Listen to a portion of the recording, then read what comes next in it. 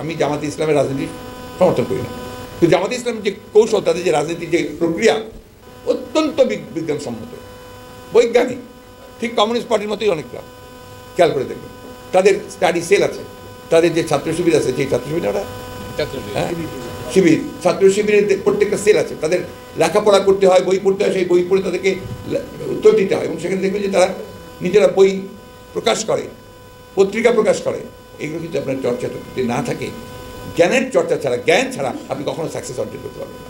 আমাদের পত্রিকা খুলে আপনি লুট আর লুট আর লুট ছাড়া কিচ্ছু পাবেন না। অদ্ভুত। তারপর কারা লুট করছে?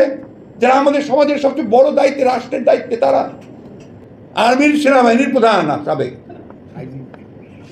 ইমাজিন, যারা আমাদের রক্ষা করে, আইন শৃঙ্খলা রক্ষা বাহিনীর প্রধান আইজি, তাদের তো বেরিয়ে আসছে সংসদ সদস্য চোরাচালানির সঙ্গে জড়িত, টুকরা টুকরা হয়ে যায়। কোন সমাজ বলেন আপনারা? 1,000 কোটি টাকা আপনার লোপাট হয়ে বাইরে চলে যাচ্ছে, দেশের বাইরে। কোনো দিকে কোনো জবাব দিতে নাই, কোনো চিন্তা নাই, কিচ্ছু নাই।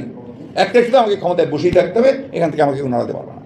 তার সমস্ত দুর্নীতিবাজ কর্মকর্তাদের কথা শোনেন, তাদের বডি ল্যাঙ্গুয়েজ দেখেন যে ওরা আমাদের প্রভু। আজকে ওই এক প্রভু এখন কোথায় গেছে? এমনভাবে কথা বলতো, এই পিস্তল দেখিয়ে বলতো, এটা তোমাকে এমনি দেওয়া হয় নাই, এটাকে ব্যবহার করার জন্য দেওয়া হয়েছে, করেছেও ব্যবহার, বহু মানুষকে মেরেছে, গুম করে রেখেছে। এখন আপনি কোথায়? এখন কোথায় যে আপনি আপনাকে আপনার সম্পর্কে আবার আমাদের প্রধান, আমাদের আইন শৃঙ্খলা রক্ষা বাহিনী, আমাদের হোমের প্রধান বলছেন তার সম্পর্কে আমি কিছু জানি না। তো রাষ্ট্র কিছুই জানে না, এটা রাষ্ট্র আছে।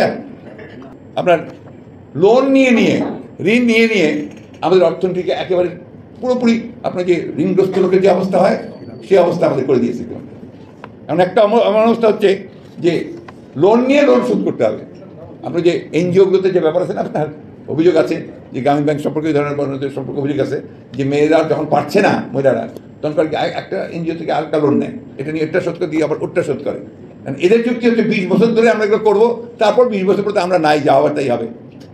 কত দায়িত্বহীনতা চিন্তা করেন, যে একটা ভবিষ্যৎ প্রজন্মকে পুরো লোনের মধ্যে ডুবিয়ে রেখে যাবে। সেই লোনের পরিমাণ দাঁড়িয়েছে আপনার মাথা পিছু 1,55,000 টাকা। 1,55,000 টাকা মাথা পিছু লোন করছে।